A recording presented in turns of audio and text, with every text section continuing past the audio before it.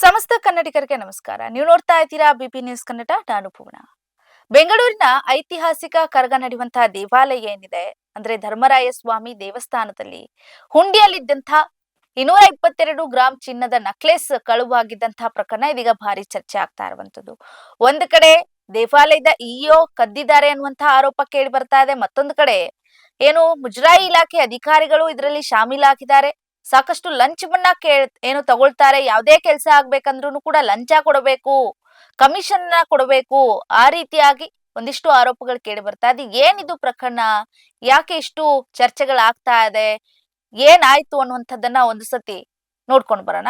ಮೊದಲಿಗೆ ಒಂದಿಷ್ಟು ವಿಜುವಲ್ಸ್ ಇದೆ, ಅದನ್ನ ನೋಡ್ಕೊಂಡು ಬನ್ನಿ.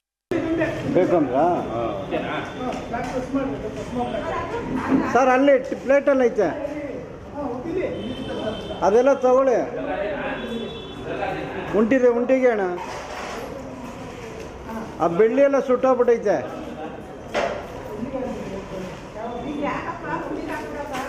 ಅಲ್ಲ ಸುಟ್ಟೋಗ್ಬಿಟ್ಟೈತೆ ಮೇಡಮ್, ಅದು ಕವರಲ್ಲಿ.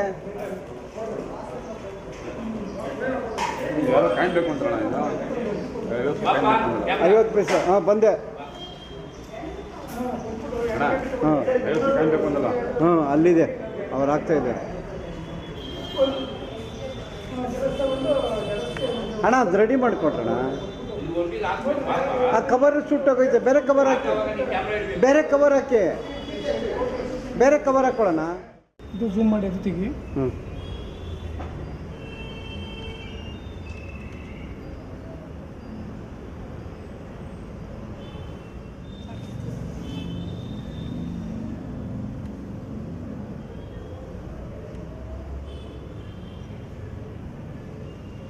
ಆಯ್ತು. ಜನ ಬರೋಕ್ಕೆ ಮುಂಚೆ ಹಾಕೋಣ. ಹ್ಞೂ ನೀನು ಆಫ್ ಮಾಡು ಸರ್.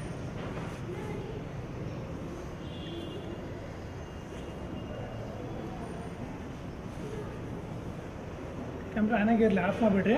ಓಕೆ. ಈ ಕವರ್ ಹಾಕ್ಬಿಟ್ಟು ಒಗ್ಗೆ ಒಳಗೆ. ಹಾಂ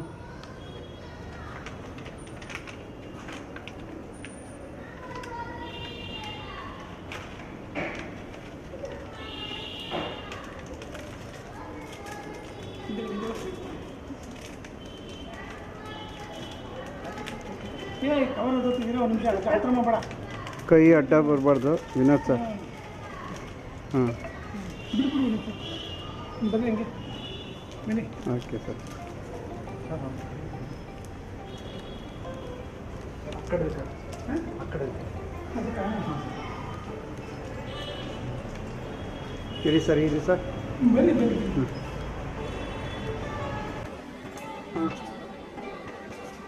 ಮೇಡಮ್ ಬನ್ನಿ.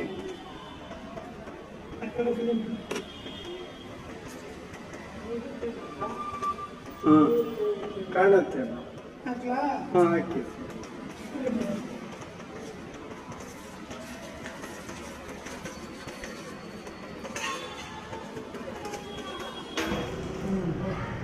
ಓಕೆ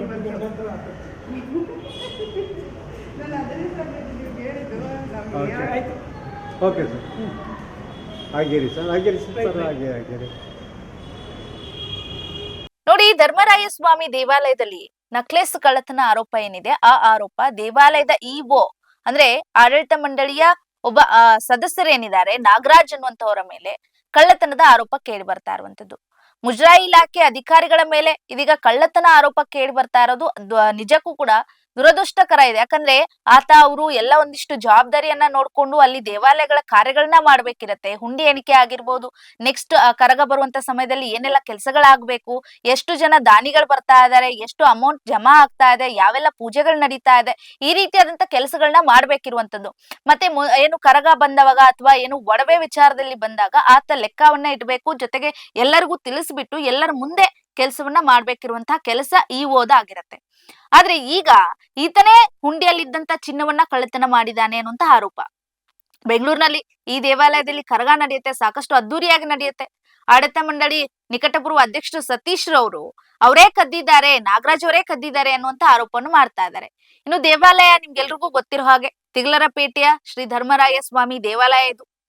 ಅಲ್ಲಿ ಇದ್ರ ಬಗ್ಗೆ ಮಾತನಾಡ್ತಾ ಕೇಳಿದಾಗ, ಹೌದು ಕದ್ದಿದ್ದೀರಾ ನಿಜಾನಾ ಅಂತ ಕೇಳಿದಾಗ ನಾಗರಾಜ್ ಅವರು ಇಲ್ಲ ನಾನ್ ಕದ್ದಿಲ್ಲ, ವಾಪಸ್ ತಂದಿದ್ದೀನಿ, ಕೊಟ್ಟಿದ್ದೀನಿ ಅಂತ ಹೇಳ್ತಾರೆ. ಮತ್ತೊಂದು ಕಡೆ ಸತೀಶ್ ಅವ್ರ ಆರೋಪ ಏನಂತಂದ್ರೆ ಅವ್ರು ಕೊಟ್ಟಿದ್ದಾರೆ, ಆದ್ರೆ ಅವ್ರು ಕದ್ದು ತಗೊಂಡ್ ಹೋದಾಗ ಎಷ್ಟು ಏನು 122 ಗ್ರಾಮ್ ಇತ್ತು, ಅಷ್ಟು ತೂಕ ಈಗಿಲ್ಲ, ತೂಕದಲ್ಲಿ ಬದಲಾವಣೆ ಆಗಿದೆ ಅಂತ ಹೇಳಿ ಈಗ ಅವರು ಆರೋಪ ಮಾಡ್ತಾ ಇರೋದು. ಯಾರು ಸುಳ್ಳು ಹೇಳ್ತಾ ಇದ್ದಾರೆ, ಯಾರು ಆರೋಪ ಮಾಡ್ತಾ ಇದ್ದಾರೆ, ಏನು ಸ್ಪಷ್ಟನೆ ನೀಡ್ತಾ ಇದ್ದಾರೆ ಒಂದು ಗೊತ್ತಿಲ್ಲ. ಆದ್ರೆ ಈ ಬಗ್ಗೆ ತನಿಖೆ ಆಗ್ಬೇಕು ಅಂತ ಒಂದ್ ಕಡೆ ನೋಡಿ. ಇಒ ನಾಗರಾಜ್ ಅವರು ಏನಿದ್ದಾರೆ, ಅವರು ಕೂಡ ಮತ್ತೊಂದಿಷ್ಟು ಆರೋಪವನ್ನ ಮಾಡ್ತಾರೆ. ಕರಗ ಉತ್ಸವದಲ್ಲಿ ಭ್ರಷ್ಟಾಚಾರ ನಡೀತಾ ಇದೆ ಅನ್ನುವಂತ ಆರೋಪ ಮಾಡ್ತಾ ಇದ್ದಾರೆ. ಮುಜರಾಯಿ ಇಲಾಖೆಯಲ್ಲಿ ಭಾರಿ ಭ್ರಷ್ಟಾಚಾರ ನಡೀತಾ ಇದೆ. 10 ಲಕ್ಷ ಬಿಡುಗಡೆ ಮಾಡ್ಬೇಕು ಅಂದ್ರೆ 2 ಲಕ್ಷ ರೂಪಾಯಿ ಕೊಡಬೇಕು ಅನ್ನುವಂತ ಆರೋಪ ಕೇಳಿ ಬರ್ತಾ ಇರೋದು ಮತ್ತೊಂದು ಕಡೆ. ಇನ್ನು ಇಒ ಮತ್ತು ತಹಸೀಲ್ದಾರ್ ಬಹಿರಂಗವಾಗಿ ಕಮಿಷನ್ ಅನ್ನ ಕೇಳ್ತಾರೆ ಅಂತ ಹೇಳ್ತಾರೆ. ಅಂದ್ರೆ ಯಾವ್ದೇ ಒಂದು ಕೆಲಸ ಆಗ್ಬೇಕಂದ್ರೆ ಒಂದ್ 10 ಲಕ್ಷ ರೂಪಾಯಿ ದೇವಸ್ಥಾನಕ್ಕೆ ನಾವು ಕೆಲ್ಸಕ್ಕೆ ಬಳಸ್ಬೇಕು ಅಂತಂದ್ರೆ 10 ಲಕ್ಷಕ್ಕೆ 2 ಲಕ್ಷ ರೂಪಾಯಿಯನ್ನ ಏನು ಲಂಚ್ ಆಗಿ ಕೊಡಬೇಕು, ಲಂಚ್ ಕಮಿಷನ್ ಆಗಿ ಕೊಡಬೇಕು, ಅಧಿಕಾರಿಗಳು ಕೇಳ್ತಾರೆ ಅಂತ ಹೇಳ್ತಾರೆ. ಅದರಲ್ಲೂ ಬಹಿರಂಗವಾಗಿ 5 ಅಧಿಕಾರಿಗಳ ಹೆಸರನ್ನ ಅಧ್ಯಕ್ಷ ಸತೀಶ್ ಅವರು ಬಹಿರಂಗ ಮಾಡ್ತಾ ಇರುವಂತದ್ದು ನಿಜಾನ ಸುಳ್ಳ ಗೊತ್ತಿಲ್ಲ. ಇದ್ರ ಬಗ್ಗೆ ಅವರನ್ನೇ ಮಾತನಾಡಿಸ್ತಾ ಹೋಗೋಣ. ಸತೀಶ್ ಅವ್ರು ಏನ್ ಮಾತನಾಡ್ತಾರೆ ಅವ್ರನ್ನೇ ಪ್ರಶ್ನೆ ಮಾಡ್ತಾ ಹೋಗೋಣ. ಅವರು ಸದ್ಯ ನಮ್ಮ ನೇರ ಸಂಪರ್ಕದಲ್ಲಿದ್ದಾರೆ, ಮಾತನಾಡೋಣ. ಹಲೋ ಸರ್, ನಮಸ್ತೆ. ನಮಸ್ಕಾರ ಮೇಡಮ್. ಸರ್, ಈಗ ಅದೇ ಚಿನ್ನದ ಆರೋಪ ಕೇಳಿ ಬರ್ತಾ ಇದೆ. ಮತ್ತೊಂದ್ ಕಡೆ ಏನು ಕರಗ ನಡಿಬೇಕಾದ್ರೆ 10 ಲಕ್ಷ ರೂಪಾಯಿ ಖರ್ಚು ಮಾಡ್ಬೇಕಾದ್ರೆ 2 ಲಕ್ಷ ರೂಪಾಯಿ ಕಮಿಷನ್ ಕೊಡಬೇಕು ಅನ್ನೋಂತ ಆರೋಪ. ಏನಿದು ಸರ್, ಏನ್ ಪ್ರಕರಣ ಇದು ಅಂತ? ಮೇಡಮ್, ಚಿನ್ನದ ಆರೋಪ ಅನ್ನೋದಕ್ಕಿಂತ ಅದು ಸಾಬೀತಾಗಿದೆ ಮತ್ತೆ ಸಸ್ಪೆಂಡ್ ಆದ್ರೂ ನಿಮ್ಗೂ ಅದು ಗೊತ್ತಿದೆ. ಎಲ್ಲ ಮಾಧ್ಯಮದಲ್ಲಿ ಬಂದ್ಮೇಲೆ ಹೌದು ಹೌದು ಅದು ಸಾಬೀತಾಯ್ತು.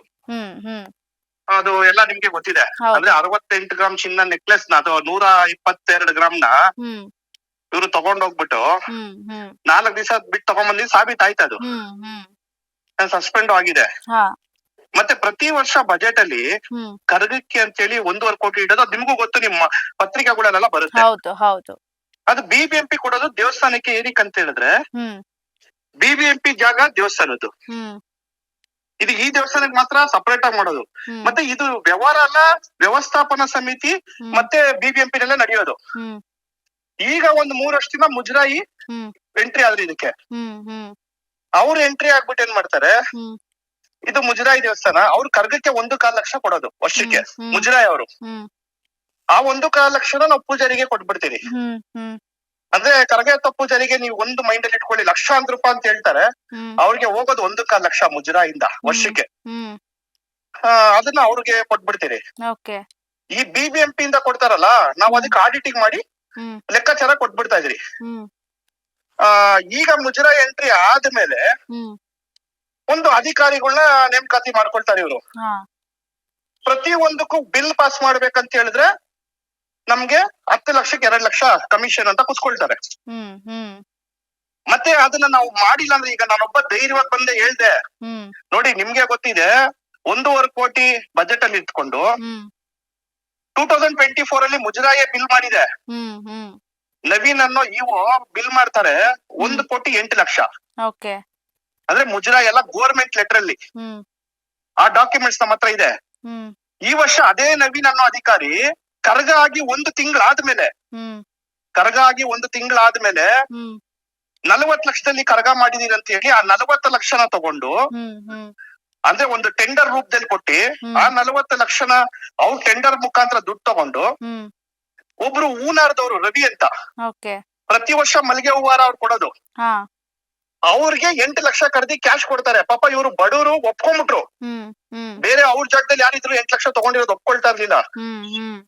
ಕ್ಯಾಶ್ ಅಲ್ಲಿ 8 ಲಕ್ಷ ರಾತ್ರಿ 10:30 ಕೆಂಗೇರಿ ಹತ್ರ ಕರೆದಿ ಕೊಟ್ಬಿಟ್ಟು ಆ ಟೆಂಡರ್ ಅವರು, ನಾನು ಕೊಟ್ಟಿದ್ ಯಾರಿಗೂ ಹೇಳ್ಬಿಡಿ ಅಂತಾರೆ.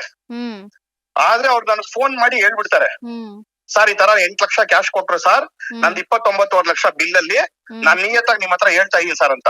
ಸರಿ ಬಿಡಿ ರವಿ ಅವರೇ, ಬ್ಯಾಲೆನ್ಸ್ ಬಿಬಿಎಂಪಿ ನಲ್ಲಿ ಇದೆ, ದುಡ್ಡು ಬರುತ್ತೆ ಅಂತ ಇದೀನಿ ಅಂತ ಹೇಳ್ತಾ ಇರ್ತೀನಿ. ಈಗ ನಮ್ಗೆ ಒಂದು 3-4 ವಾರ ಆಗಿರ್ಬೋದು, ಈ ಡಾಕ್ಯುಮೆಂಟ್ಸ್ ಎಲ್ಲ ಸಿಕ್ಕುತ್ತೆ. 40 ಲಕ್ಷದಲ್ಲಿ ಕರಗ ಮಾಡಿ ಮುಗಿಸಿದೀರಿ ಅಂತ ತೋರಿಸ್ತಾರೆ ಮೇಡಮ್. ಮತ್ತೆ ಪಾಪ ಲೈಟಿಂಗ್ಸ್ ಹಾಕಿರೋದು ಯಾರು, ಹೂವ ಕೊಟ್ಟಿರೋದು ಯಾರು, ಇವ್ರು ಇಷ್ಟ ಬಂದಂಗ್ ಬಿಲ್ ಮಾಡಿ ಈ 5 ಜನ ಅಧಿಕಾರಿಗಳು ಇರ್ತಾರೆ ಇದಕ್ಕೆ ಶಾಮೀಲಾಗಿ. ಯಾರ 5 ಜನ ಅಧಿಕಾರಿಗಳು? ಒಂದು ತಹಸೀಲ್ದಾರು, ಇಒದು ಸೈನಿಂಗ್ ಅಥಾರಿಟಿ ಬರೋದು, ಇಒ ತಹಸೀಲ್ದಾರು, ಎಸಿ, ಎಡಿಸಿ. ಇದಕ್ಕೆ ಅಡಿಷನಲ್ ಆಗಿ ಒಬ್ರನ್ನ ಪಾರೆ ಪತ್ತೆದಾರನ ಇಲ್ಲಾಂದ್ರೆ ಇನ್ನೊಬ್ರನ್ನ ಹಾಕೊಳ್ತಾರೆ. 5 ಜನದು ಒಂದು ಕಮಿಟಿ ಮಾಡ್ಕೊಳ್ತಾರೆ. ಆದ್ರೆ ಇವ್ರು ಹ್ಮ್. ಕಮಿಟಿ ಮಾಡ್ಕೊಳಂಗಿರಲ್ಲ. ಹ್ಮ್ ಯಾಕಂತ ಹೇಳಿದ್ರೆ ಇವ್ರು ಮುಜರಾ ಯಾವಾಗ ಎಂಟ್ರಿ ಆಯ್ತೋ ಹ್ಮ್ ನಾವ್ ಬೇಸೊತ್ತೋಗ್ಬಿಟ್ಟು ಏನ್ ಮಾಡ್ತೀರಿ, ಹ್ಮ್ ಹೋದ್ಸಲ ಕೋರ್ಟ್ ಅಲ್ಲಿ ಒಂದ್ ಮಾತಾ ಹೇಳ್ತೀನಿ, ಹೈಕೋರ್ಟ್ ಅಲ್ಲಿ ಹ್ಮ್ ಕರ್ಗ ನಾವ್ ನಡೆಸ್ತೀರಿ, ದುಡ್ಡು ಕಾಸು ವ್ಯವಹಾರ ನಮಗ್ ಬೇಡ ಅನ್ಬಿಡ್ತೀನಿ. ಹ್ಮ್ ಹ್ಮ್ ಇವತ್ತು ನಾನ್ ದುಡ್ಡು ಕಾಸು ಏನಿಗ್ ಮುಂದಕ್ಕೆ ಹೋಗಿಲ್ಲ ಅಂದ್ರೆ ಹ್ಮ್ ಹ್ಮ್ ಯಾಕಂದ್ರೆ ಇವ್ರದೆಲ್ಲ ಲಂಚ ಮತ್ತೆ ಇದೊಂದು ನಮ್ಗೆ ಸುಮ್ನೆ ಯಾಕೆ ಅನ್ಬಿಟ್ಟು ಹ್ಮ್ ನೀವ್ ಯಾರ್ ಮಾಡ್ತಾರೋ ಹೂವ ಯಾರು ಕೊಟ್ಟದೋ ಅವ್ರು ನೀವೇ ಕೊಟ್ಬಿಡಿ ದುಡ್ಡು ಹೌದು. ಅಂತ ನಾನ್ ಬಿಟ್ಟಿರ್ತೀನಿ. ಪಾಪ ಕರ್ಗ ಆದ್ಮೇಲೆ ಇವ್ರು ಹೋದ್ರೆ ಈ ಅಮ್ಮ ಅಲ್ಲ DC ಎಲ್ಲ ಹೇಳ್ತಾರಂತೆ, ನಿಮ್ಮನ್ನ ಯಾರು ಕರ್ಗ ಮಾಡಕ್ ಹೇಳಿದ್ದು, ಹ್ಮ್ ನಿಮ್ಮನ್ನ ಯಾರು ಮಾಡಕ್ ಹೇಳಿದ್ದು, ಯಾವನ್ ಹೇಳೋದು ಅವನ ಹತ್ರ ದುಡ್ಡು ತಗೋ ಹೋಗು, ಹ್ಮ್ ಏಕವಚನದಲ್ಲಿ ಮಾತಾಡೋದು. ಹ್ಮ್ ದರ್ಪ. ಅಂದ್ರೆ ಇವ್ರ ಹತ್ರ ಡಾಕ್ಯುಮೆಂಟ್ ಸೃಷ್ಟಿ ಮಾಡ್ಕೊಂಡ್ಬಿಟ್ಟಿದಾರಲ್ಲ ಹ್ಮ್ ಹ್ಮ್ ಹ್ಮ್ ಮೇಡಮ್, ಭಾರಿ ದೊಡ್ಡದಾಗಿ ಎಡವಿದ್ದಾರೆ. ಹ್ಮ್ ಪ್ರತಿ ಒಂದು ಡಾಕ್ಯುಮೆಂಟ್ಸ್ ಇದೆ, ಹ್ಮ್ ಭಾರಿ ದೊಡ್ಡದಾಗಿ ಎಡವಿದ್ದಾರೆ. ಹ್ಮ್ ಈಗ ನಾನು ಇದೆಲ್ಲ ನೋಡ್ಬಿಟ್ಮೇಲೆ ಹ್ಮ್ ಹೈಕೋರ್ಟ್ ಅಲ್ಲಿ ನಾನೊಂದ್ ಮಾತು ಹೇಳ್ದೆ, ದುಡ್ಡು ಕಾಸು ಬೇಡ, ಕರ್ಗ ನಡೆಸ್ತಿಂದ. ಕರ್ಗ ನಡೆಸ್ತಾ ಇದೀರಿ, ದುಡ್ಡು ಕಾಸು ಇವ್ರು ಕೊಡ್ಬೇಕು ತಾನೆ ಅವರು. ಹೌದು ಹೌದು. ಕರ್ಗ ಆಗಿ ಮೇಡಮ್ ಎಲ್ಲ ಪ್ರತಿಯೊಂದು ರೈಟಿಂಗ್ಸ್ ಅಲ್ಲಿ ಇದೆ. ಹ್ಮ್ ಕರ್ಗ ಆಗಿ 1 ತಿಂಗಳಾದ್ಮೇಲೆ ಮೀಟಿಂಗ್ ಮಾಡ್ತಾರೆ ಇವ್ರು, ಆ ಕಾಪಿನೂ ನಾವು ತೆಗ್ದಿದ್ದೀರಿ. ಹ್ಮ್ ಹ್ಮ್ ಕರ್ಗದ ದುಡ್ಡನ್ನ 40 ಲಕ್ಷನ ಯಾರ ಅಕೌಂಟ್ ಹಾಕೋಣ ಅಂತ ಮೀಟಿಂಗ್ ಮಾಡ್ತಾರೆ. ಹ್ಮ್ ಹ್ಮ್ ಮತ್ತೆ ಕರ್ಗ ಹೆಂಗ್ ನಡೆಯುತ್ತೆ ಮೇಡಮ್? ಪಾಪ ಇವರೆಲ್ಲ ಹೂವ ಕೊಡ್ದಿರ ಕರ್ಗ ಆಗೋಯ್ತಾ ಹೌದು ಅಲ್ವಾ? ಹೌದು. ಕಣ್ಣು ಮುಂದೆ ಕಾಣಿಸುತ್ತೆ ಮೇಡಮ್, ಚಿಕ್ಕ ಮಕ್ಳಿಗೂ ಅರ್ಥ ಆಗುತ್ತೆ ಹ್ಮ್ ಇದು ತುಂಬಾ ದೊಡ್ಡ ಮಟ್ಟದಲ್ಲಿ ಗೋಲ್ಮಾಲ್ ಮಾಡಿದ್ದಾರೆ ಅಂತ. ಹ್ಮ್ ಇದ್ರಿಂದ ನಮ್ಗೆ ನ್ಯಾಯ ಕೊಡ್ಸಿ ಅಂತ ನಾನು ಇವಾಗ ನಾನೇ ಹೈಕೋರ್ಟ್ ಮೊರೆ ಹೋಗಿದ್ದೀನಿ. ಹ್ಮ್ ಹ್ಮ್ ಇದು ಯಾಕಂದ್ರೆ ಇನ್ನ ಬಿಟ್ರೆ ಮೇಡಮ್ ಬಡವ್ರಿಗೆಲ್ಲ ಅನ್ಯಾಯ ಆಗುತ್ತೆ. ಇದು ಖಂಡಿತ. ಮುಂದಕ್ಕೆ ಮುಂದುವರಿಬಾರ್ದು ಹ್ಮ್ ಹ್ಮ್ ಅಂತ ಹೇಳಿ ನಾನು ಮುಂದೆ ಹೋಗಿ. ಬರೀ ಹೂವ ಕೊಡೋಕ್ ಅಷ್ಟೇ ಅಮೌಂಟ್ ಕೊಡ್ಬೇಕಿದ್ಯಾ, ಬೇರೆ ಯಾರಿಗೂ ಕೊಡೋಕಿಲ್ವಾ? ಮೇಡಮ್ ಹ್ಮ್ ಫ್ರೂಟ್ಸ್, ಕಟನ್ ಫ್ರೂಟ್ಸ್ ಕೊಡ್ತೀರಿ ದೇವಸ್ಥಾನ ಮುಂದೆ 10 ದಿವಸ. ಹ್ಮ್ ವೇಸ್ಟ್ ಖರ್ಚು ಯಾಕೆ ಅವ್ರು ಕೊಟ್ಟಿದ್ದೀರಾ ಅಂತ ಅದನ್ನ ಸ್ಟಾಪ್ ಮಾಡಿಸಿದ್ದಾರೆ. ಓಕೆ. ಬಿಲ್ ಮಾಡಿಲ್ಲ, ಅವ್ರಿಗೂ ದುಡ್ಡು ಹಾ. ಹೋಗಿಲ್ಲ. ವಸ್ತ್ರಪೇಟ ಅವ್ರಿಗೆ ದುಡ್ಡು ಹೋಗಿಲ್ಲ. ಹ್ಮ್ ಸರಿನಾ ಮೇಡಮ್? ಮತ್ತೆ ಈಚೆ 10 ದಿವಸ ಕಲ್ಚರಲ್ ಪ್ರೋಗ್ರಾಮ್ ಇರುತ್ತೆ. ಹ್ಮ್ ಪಾಪ ಅವರು ಕಲ್ಚರಲ್ ಪ್ರೋಗ್ರಾಮ್ ಅವರು ಹಾ 20,000 ಬರೀ ಕಾಸ್ಟ್ಯೂಮ್ ಚಾರ್ಜ್ ಕೇಳೋದು. ಹಾ ಹಾ ಇನ್ನ ಸ್ಟೇಜ್ ಹಾಕ್ಸಿರ್ತೀರಿ, ಚೇರ್ ಗಳೆಲ್ಲ ಹಾಕ್ಸಿರ್ತೀರಲ್ಲ, ಅವ್ರಿಗೆ ವಾಟರ್ ಬಾಟ್ಲ್ ಊಟದ ಹೌದು. ವ್ಯವಸ್ಥೆ ಮಾಡಿರ್ತೀರಲ್ಲ. ಹೌದು 11 ದಿವಸಕ್ಕೆ ಬರೀ 50,000 ರೂಪಾಯಿ ಡೈಲಿ ಅಂದ್ರೆ 4.5 ಲಕ್ಷ ಆಯ್ತು. ಹೌದು. ಆ ಬಿಲ್ ಅನ್ನು ಕೊಟ್ಟಿಲ್ಲ ಇವರು. ನಿಮ್ಮನ್ನ ಕಲ್ಚರಲ್ ಪ್ರೋಗ್ರಾಮ್ ಮಾಡಕ್ ಯಾರು ಹೇಳಿದ್ದು? ಹಾ ಮತ್ತೆ ಮಲ್ಗೆ ಹೂವಾರ ನಾವು 5,000 ವೀರ್ ಕುಮಾರ್ ಬರ್ತಾರೆ, ಹಾ ಮಲ್ಗೆ ಹೂವಾರ ಹಾಕ್ತಿರಿ, ಕಮಲಕಲಿ ಹಾರ ಅಂತ. ಹೌದು ಅದು ಹೌದು. ನಮಗ್ ಮಾತ್ರ ಗೊತ್ತಿರುತ್ತೆ. ಹ್ಮ್ ಹ್ಮ್ ಗರ್ಭಗುಡಿ ಎಲ್ಲ ನಾವು ಮಲ್ಗೆ ಹೂವದಲ್ಲಿ ಅಲಂಕಾರ ಮಾಡಿರ್ತೀವಿ, ನಿಮ್ಗೂ ಗೊತ್ತದು. ಹ್ಮ್ ಇವ್ರು ಬಿಲ್ ಮಾಡಿರೋದಲ್ಲ ಸುಗಂಧ ರಾಜ ಸಾಮಂತಿಗೆ ಅಂತ ಮಾಡಿಟ್ಟಿದ್ದಾರೆ. ಹ್ಮ್ ಅಂದ್ರೆ ಆ 5,000 ಹೂನಾರ ಅದ್ರಲ್ಲಿ ಸೇರ್ಸಿಲ್ಲ. ಇವಾಗ ರವಿ ಅವ್ರು ಇದಾರಲ್ಲ, ಹಾಕಿರೋದು ಒಂದು, ಅಲ್ಲಿ ಯೂಸ್ ಮಾಡಿರೋದೇ ಒಂದು. ಯೂಸ್ ಮಾಡಿರೋದೇ ಒಂದು. ಹ್ಮ್ ಮತ್ತೆ ಇದ್ರಲ್ಲಿ ಬಿಲ್ ಅಲ್ಲಿ ಎಂಟ್ರಿ ಮಾಡಿದ್ದಾರೆ ರಾಜು ಎಂಟರ್ಪ್ರೈಸಸ್ ಅಂತ. ಹ್ಮ್ ಒಂದು ಕನಕಾಂಬರ ದಿಂಡಿಗೆ ಅವ್ರಿಗೆ ರೇಟ್ ಹಾಕಕ್ ಬಂದಿಲ್ಲ. ಹ್ಮ್. ಒಂದ್ರಲ್ಲಿ 400 ರೂಪಾಯಿ ಹಾಕಿದ್ದಾರೆ, ಒಂದ್ರಲ್ಲಿ 800 ರೂಪಾಯಿ ಹಾಕಿದ್ದಾರೆ. ಕನಕಾಂಬರ ದಿಂಡು 50 ರೂಪಾಯಿ ಸಿಕ್ಕುತ್ತೆ. ಹ್ಮ್ ಹ್ಮ್ ಪಾಪ ಇವ್ರು ಇದಾರಲ್ಲ ಮೇಡಮ್, ರವಿ ಅವರು ಹಾ ಒಂದು ಮಲ್ಗೆ ಹೂವಾರನ ತುಂಬಾ ರೀಸನಬಲ್ ಆ ಟೈಮಲ್ಲಿ 1,000 ರೂಪಾಯಿ ಕೆಜಿ ಇರುತ್ತೆ. ಈಗ Okay. ಮಾರ್ಚ್ ಅಲ್ಲೆಲ್ಲ ಸೀಸನ್. ಹೌದು. 1,000 ಕೆಜಿ ಒಂದು ಕೆಜಿಗೆ ಒಂದು 6 ರಿಂದ 7 ಹೂನಾರ ಆಗುತ್ತೆ ಮೇಡಮ್. ಹ್ಮ್ ಹ್ಮ್ ಅವ್ರು ರೀಸನಬಲ್ ಆಗಿ 140 ರೂಪಾಯಿನ ಹಾಕಿದ್ದಾರೆ ನಮ್ಗೆ. ಹ್ಮ್ ಹಾ? ಹ್ಮ್ 140 ರೂಪಾಯಿ ಹಾಕಿರೋ ಮಲ್ಗೆ ಹೂವಾರನ ಇವ್ರು 700 ರೂಪಾಯಿ ಹಾಕೊಳ್ತಾರೆ. ಹ್ಮ್ ಆ ಮಲ್ಗೆ ಹೂವಾರನ ಕಮ್ಮಿ ತೋರಿಸ್ತಾರೆ, ಹ್ಮ್ ಹ್ಮ್ 200 ಅಂತ ತೋರಿಸ್ತಾರೆ. ಅಂದ್ರೆ ಇವ್ರಿಗೆ ಗೊತ್ತಿಲ್ಲ ಏನ್ ಬಿಲ್ ಮಾಡ್ಬೇಕು, ಏನ್ ಮಾಡ್ಬೇಕಂತ ಗೊತ್ತಿಲ್ಲ ಇವ್ರಿಗೆ. ಹ್ಮ್. ಏನ್ ಇಷ್ಟ ಬಂದಂಗ್ ಮಾಡಿಟ್ಟಿದ್ದಾರೆ. ಅಲ್ಲ, ಈಗ ಬಿಲ್ ಹಾಕುವಾಗ ನಿಮ್ಗೆ ಮಾಹಿತಿ ಕೊಡಲ್ವಾ ಅವರು? ಇವಾಗ ಕೊಡ್ಬೇಕು ತಾನೆ? ಇವಾಗ ನೀವು ಪಾಯಿಂಟ್ ಕೇಳಿದ್ರಿ, ಹ್ಮ್. ಕೋರ್ಟ್ ಆದೇಶ ಅದೇ ಇರೋದು. ಕರ್ಗ ಸತೀಶ್ ಮಾಡ್ಲಿ, ಕರ್ಗ ವ್ಯವಸ್ಥಾಪನಾ ಸಮಿತಿ ಅವ್ರು ಮಾಡ್ಲಿ ಅಂದ್ರೆ ಹ್ಮ್ ನಾವು ಏನ್ ಬಿಲ್ ಮಾಡ್ತೀರಿ ಅದನ್ನ ಇವಾಗ ಕೊಡ್ಬೇಕು. ಹೌದು. ಆ ಬಿಲ್ ನ ಸಬ್ಮಿಟ್ ಮಾಡ್ಬೇಕು. ಹ್ಮ್ ಆದ್ರೆ ಅವ್ರು ಅದು ಮಾಡಿಲ್ಲ. ಅವರೇ ಒಂದ್ ಕಮಿಟಿ ಮಾಡ್ಕೊಂಡ್ಬಿಟ್ರು. ಹ್ಮ್ ಅಂದ್ರೆ ಕೋರ್ಟ್ ಆದೇಶನ ಅಲ್ಲೇ ಉಲ್ಲಂಘನೆ ಮಾಡ್ಬಿಟ್ರು. ಹ್ಮ್ ಹ್ಮ್ ನಿಮ್ ಮಾತ್ ನಾವ್ ಕೇಳಲ್ಲ, ಹಾ ನಾವೇ ಒಂದ್ ಕಮಿಟಿ ಮಾಡ್ಕೊಳ್ತೀವಿ ಅಂತ. ಅವ್ರು ಕಮಿಟಿ ಮಾಡ್ಕೊಂಡ್ರು ಸಂತೋಷ. ಹಾ ಆ ಕಮಿಟಿಗೆ ತಕ್ಕನಂಗೆ ನಡ್ಕೊಂಡೇ ಇಲ್ವಲ್ಲ ಅವರು. ಹ್ಮ್. ಕರ್ಗದಲ್ಲಿ ಅವ್ರು ಏನು ಮಾಡೇ ಇಲ್ವಲ್ಲ. ಈಗ ನೋಡಿ, ನೀವ್ ಎಲ್ಲಾರ್ನು ಕರ್ಸಿ ಹೂವದವ್ರನ್ನ, ಲೈಟಿಂಗ್ಸ್ ಅವ್ರನ್ನ, ಹ್ಮ್ ಹ್ಮ್ ಅವ್ರು ನಮ್ಮನ್ನ ದೇವ್ರ ಅಂತಾರೆ. ಯಾಕೆ ಹೇಳಿ? ಆ ಟೈಮಲ್ಲಿ ಇವ್ರಿಗೆ ಅಣ್ಣ ನಮ್ಗೆ ದುಡ್ಡು ಹಾಕಕ್ಕೂ ದುಡ್ಡಿಲ್ಲ, ಮಾರ್ಕೆಟ್ ಅಲ್ಲಿ ಯಾರು ಸಾಲ ಕೊಡ್ತಾರ, ಹ್ಮ್ ನಮ್ಗೊಂದ್ ಸ್ವಲ್ಪ ಸಾಲ ಕೊಡಿ ಅಂದ್ರು. ಹ್ಮ್ ನಾನೊಂದ್ 5-6 ಜನ ಹತ್ರ 5 ಲಕ್ಷ 10 ಲಕ್ಷ ತರ್ಸಿ ನಿಮ್ಗೆ ದುಡ್ಡು ಬಂದ್ಮೇಲೆ ಹ್ಮ್ ನಾವು ದುಡ್ಡಲ್ಲಿ ಎಂಟ್ರಿ ಆಗಲ್ಲ ಅಂತ ಹೇಳಿದಿರಿ. ಹ್ಮ್ ನಿಮ್ಗೆ ದುಡ್ಡು ಬಂದ್ಮೇಲೆ ನನ್ಗೆ ಯಾವ್ದೇ ಬಡ್ಡಿ ಬೇಡ, ಸಾಲದ ರೂಪದಲ್ಲಿ ಕೊಡಿ. ಹ್ಮ್ ಯಾಕಂದ್ರೆ ನಮ್ಗೆ ಜಾತ್ರೆ ನಡಿಬೇಕಲ್ಲ ಮೇಡಮ್. ಹೌದು ಹೌದು. ಅವಾಗ ಈ ಅಧಿಕಾರಿಗಳು ಏನ್ ಮಾಡಿದ್ರು ಗೊತ್ತಾ? ಹ್ಮ್ DC ಆಫೀಸ್ಗೆ ನಮ್ಮನ್ನ ಕರ್ಸಿದ್ರು. ಓಕೆ. ಕರ್ಸ್ಬಿಟ್ಟು ಮೊಬೈಲ್ಗಳು ಯಾರು ಯೂಸ್ ಮಾಡಬಾರ್ದು ಅಂದ್ರು. ಯಾಕಂದ್ರೆ ನಾವು ವಿಡಿಯೋ ಮಾಡ್ಕೊಳ್ತೀವಿ ವಿಡಿಯೋ ಅಂತ. ಮಾಡ್ತೀರಾ ಅಂತ. ಆಮೇಲೆ ಕರ್ಸ್ಬಿಟ್ಟು ಇವರೆಲ್ಲ ಕುತ್ಕೊಂಡು ಆ ದ್ರೌಪದಮ್ಮ ಆಣೆ ಇವರೆಲ್ಲ ಸಾಕ್ಷಿ ಇದಾರೆ, ಇವ್ರು ಎಲ್ ಬೇಕಾದ್ರೂ ಬಂದ್ ಸಾಕ್ಷಿ ಹೇಳ್ತಾರೆ. ಆ ದ್ರೌಪದಮ್ಮ ಆಣೆಗೂನು ನಾವು ನಿಮ್ಗೆ ಕರ್ಗ ಆದ್ಮೇಲೆ ದುಡ್ಡು ಕೊಡ್ತೀರಿ, ಇಲ್ಲಾಂದ್ರೆ ಇದು ವರ್ಲ್ಡ್ ಫೇಮಸ್ ಕರ್ಗ, ನಮ್ಗೆ ಸರ್ಕಾರದಲ್ಲಿ ಮುಜುಗರ ಆದ್ರೆ ನಮ್ಮೆಲ್ಲ ಸಸ್ಪೆಂಡ್ ಆಗ್ಬಿಡ್ತೀರಿ, ನೀವ್ ನಡ್ಸ್ಕೊಡಿ ಸತೀಶ್ ಅವ್ರೆ ಅಂತಾರೆ. ಆಗ ನನ್ ಮಾತಿಗೆ ಬೆಲೆ ಕೊಟ್ಟು ಇವ್ರೆಲ್ಲ ಮಾಡ್ತಾರೆ ಮೇಡಮ್. ಆಮೇಲೆ ಕರ್ಗ ಆಗಿ ಒಂದ್ ತಿಂಗಳಾದ್ಮೇಲೆ ನೀನ್ ಯಾರು ನೀನ್ ಯಾಕೋ DC ಆಫೀಸ್ ಬಂದೆ, ನೀನ್ ಯಾಕೋ ಇಲ್ಲಿ ಬಂದೆ ಅಂತಾರೆ. ಹೆಂಗಿದೆ ನೋಡಿ. ಈಗ ದಾಖಲೆ ಎಲ್ಲ ಸಿಕ್ಕಿದ್ಯಾ ನಿಮ್ಗೆ? ಅವ್ರು ಬಿಲ್ ಮಾಡಿರೋ ದಾಖಲೆ ಎಲ್ಲ? ಈಗ ಈಗ ಶರತ್ ಸರ್ ಅಂತ ಕಮಿಷನರ್ ಬಂದಿದಾರಂತೆ ಮುಜರಾಯಿಗೆ.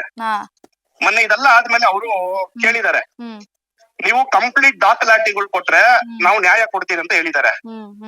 ನಾನು ಎಲ್ಲ ಅವ್ರು ಏನ್ ಕೇಳಿದಾರೋ ಅದೆಲ್ಲ ರೆಡಿ ಮಾಡ್ತಾ ಇದ್ದೀನಿ. ಅಂದ್ರೆ ನನ್ನ ಹತ್ರ ಇರೋದ್ನ ನಾನು ಸ್ಟೆಪ್ ವೈಸ್ ರೆಡಿ ಮಾಡ್ಬಿಟ್ಟು ನಾನೆಲ್ಲ ಕೊಡ್ತೀನಿ ಮೇಡಮ್.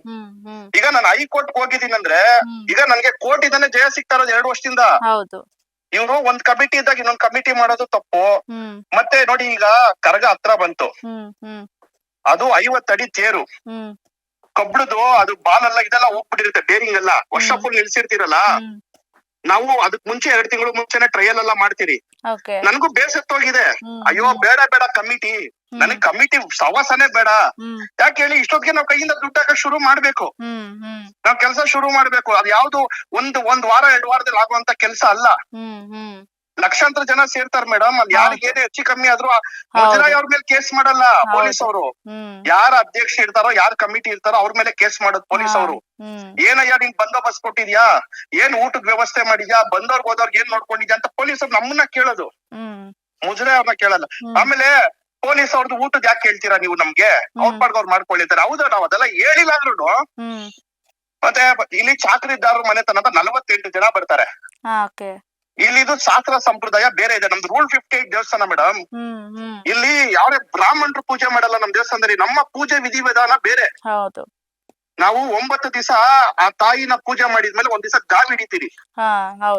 ಅಂದ್ರೆ ಬ್ರಾಹ್ಮಣರು ಪೂಜೆ ನಮ್ ಪೂಜೆ ಅನ್ವಯ ಆಗಲ್ಲ. ನಮ್ಮ ಶಾಸ್ತ್ರ ಸಂಪ್ರದಾಯ ಈ 5 ಮನೆತನ, 1 ಮನೆತನ ಇಲ್ಲಾಂದ್ರೆ ಕರ್ಗ ಆಗಲ್ಲ.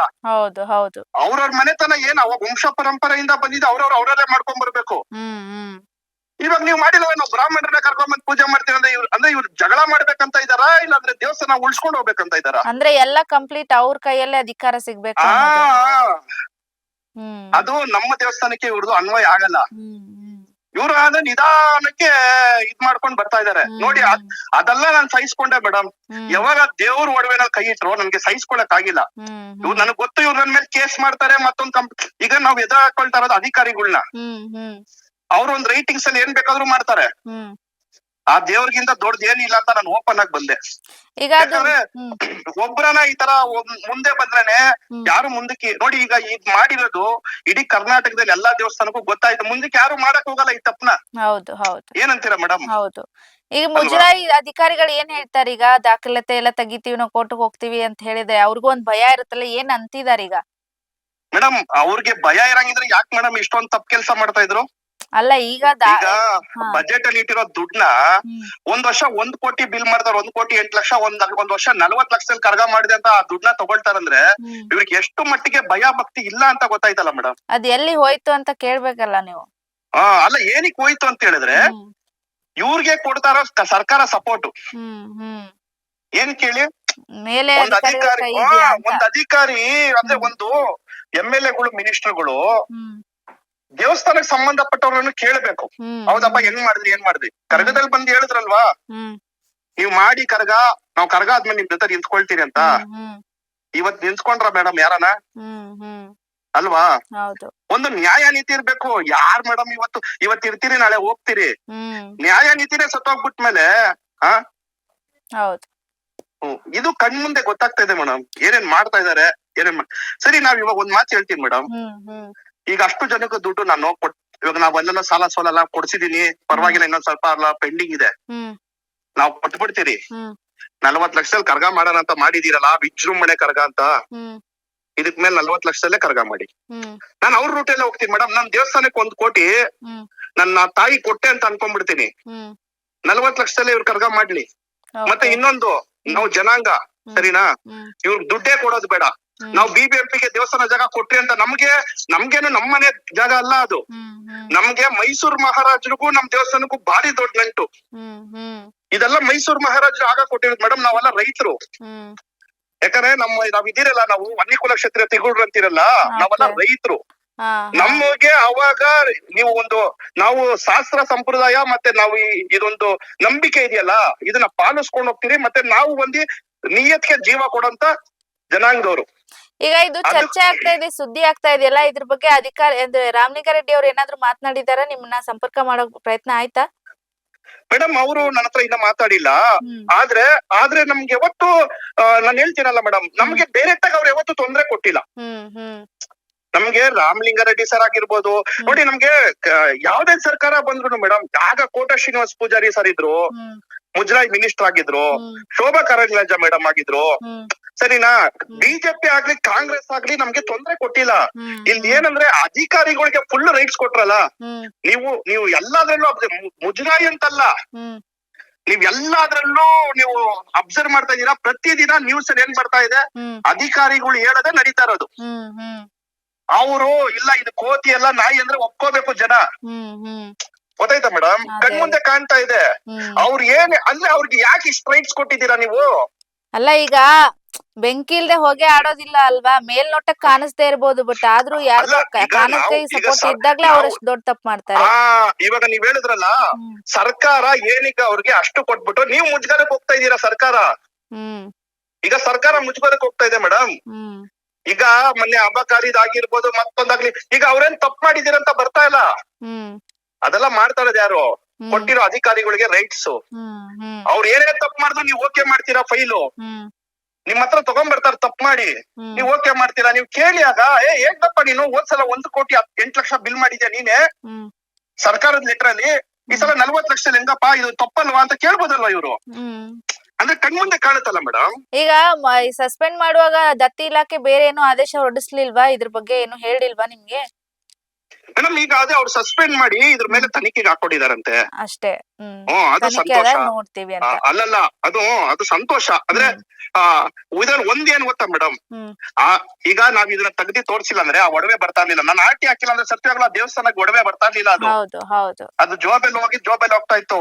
ನಾನು ಇವ್ರು ಏನೇ ಮಾಡಿದ್ರು ಪರವಾಗಿಲ್ಲ, ನನ್ ಜೀವ ಒತ್ತೆ ಇಟ್ಟು ಹೊರಗಡೆ ಬೆಳಕಕ್ ಬಂದಿರೋದು, ನಾನ್ ತೋರ್ಸಿರೋದು. ಈಗ ನಾವು ಆ ತಾಯಿ ಅಂತ ಬದುಕಿರೋರು, ನಾವು ಕುಲದೇವತೆ ನಮ್ಮ ತಾಯಿ ದ್ರೌಪದಮ್ಮ. ಇವಾಗ್ಲೂ ನಾವು ಕಣ್ ಮುಚ್ಕೊಂಡ್ ಕೂತ್ಕೊಂಡ್ರೆ ಇದು ಇವ್ರದ್ದು ಅತಿರೇಕಕ್ಕೆ ಹೋಗುತ್ತೆ ಅಂತ ನಾನು ಓಪನ್ ಆಗಿ ಬಂದೆ. ಸರಿನಾ? ಮಿಸ್ ಆಗಿದ್ದು ಗೋಲ್ಡ್ ಕತೆ ಏನ್ ಸರ್? ಮಿಸ್ ಆಗಿದ್ಯಲ್ಲ, ಈಗ 122 ಗ್ರಾಮ್ ಅಂತ ಹೇಳ್ತಾ ಇದ್ರಲ್ವಾ, ಕಮ್ಮಿ ಇದೆ ಅಂತ ಹೇಳ್ತಾ ಇದ್ದಾರೆ. ಈಗ ಇದನ್ನ ಅವರು ತನಿಖೆಗೆ ಹಾಕೊಂಡಿದಾರಂತೆ. ಆ ತನಿಖೆ ಪ್ರೂವ್ ಆದ್ಮೇಲೆ ಮಿಸ್ ಆಗಿತ್ತು ತಂದು ಕೊಡ್ತಾರೆ. ತಂದು ಕೊಡ್ತಾರೆ. ಅಲ್ಲಿವರೆಗೂ ಇಲ್ಲ. ಇಲ್ಲ.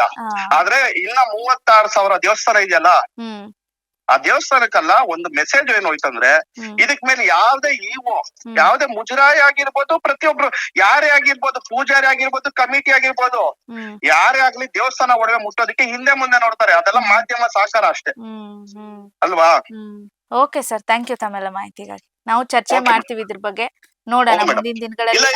ಮಾಡಿ ಮೇಡಮ್, ಆದಷ್ಟು ನ್ಯಾಯ ಕೊಡ್ಸಿ. ಖಂಡಿತ ಸರ್. ನಾವ್ ಯಾವಾಗ ಬೇಕಾದ್ರೂ ನೀವು ಕರೆದ್ರೆ ನಾವು ಬರ್ತೀವಿ. ಖಂಡಿತ ಸರ್, ಖಂಡಿತ. ಥ್ಯಾಂಕ್ ಯು ತಮ್ಮೆಲ್ಲ. ಥ್ಯಾಂಕ್ಸ್. ಎಸ್, ನೋಡಿದ್ರಲ್ಲ ವೀಕ್ಷಕರೇ, ಇದಿಷ್ಟು ಏನು ಅಧ್ಯಕ್ಷರು ಸತೀಶ್ ಅವರ ಮಾತು. ಈಗಾಗಲೇ ಮುಜರಾಯಿ ಇಲಾಖೆ ದೇವಸ್ಥಾನದ ಅಡಿಯಲ್ಲಿ ಏನು ಕಾರ್ಯನಿರ್ವಾಹಕ ಅಧಿಕಾರಿಗಳಿದ್ರು, ಅವರ ನಾಗರಾಜ್ ಅವರನ್ನ ಈಗಾಗಲೇ ಅಮಾನತುಗೊಳಿಸಿರುವಂತದ್ದು. ಯಾಕಂದ್ರೆ ಪ್ರಕರಣದ ತನಿಖೆ, ಅಲ್ಲಿ ಫುಟೇಜಸ್ಗಳು, ಆಡಿಯೋಗಳು, ಸಾಕ್ಷ್ಯಾಧಾರಗಳು ಎಲ್ಲಾ ಸಿಕ್ಕಿದ್ರಿಂದ ಅವ್ರನ್ನ ಅಮಾನತ್ ಮಾಡಿರುವಂತದ್ದು. ಧರ್ಮರಾಯ ದತ್ತಿ ಇಲಾಖೆ ಆಯುಕ್ತರು ಈ ಬಗ್ಗೆ ಆದೇಶವನ್ನ ಹೊರಡಿಸಿ ಅವ್ರನ್ನ ಕೂಡ್ಲೆ ಅಮಾನತುಗೊಳಿಸಬೇಕು, ಜೊತೆಗೆ ತನಿಖೆ ಆಗ್ಬೇಕು ಅಂತ ಹೇಳಿದರೆ ತನಿಖೆ ಆಗ್ತಾ ಇದೆ.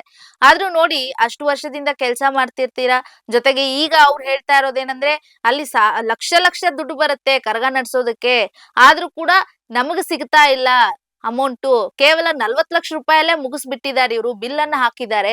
ಹೂ ಮಾಡೋರಿಗೆ ಎಷ್ಟು ಖರ್ಚಾಗಿರುತ್ತೆ, ಅಲ್ಲಿ ಬಂದಿರುವಂತ ವ್ಯವಸ್ಥೆಯನ್ನ ನೋಡ್ಕೊಳ್ಳೋದಕ್ಕೆ ಎಷ್ಟು ಖರ್ಚಾಗುತ್ತೆ, ಜನರಿಗೆ ಎಷ್ಟು ಖರ್ಚು ಮಾಡಿರ್ತೀವಿ, ಟೆಂಟ್ ಹಾಕಿರ್ತೀವಿ, ಲೈಟ್ಸ್ ಹಾಕಿರ್ತೀವಿ, ಆ ಊಟದ ವಿಚಾರವಾಗಿ ಎಷ್ಟೊಂದು ವೆರೈಟಿಯನ್ನ ಮಾಡ್ತಿರ್ತೀವಿ.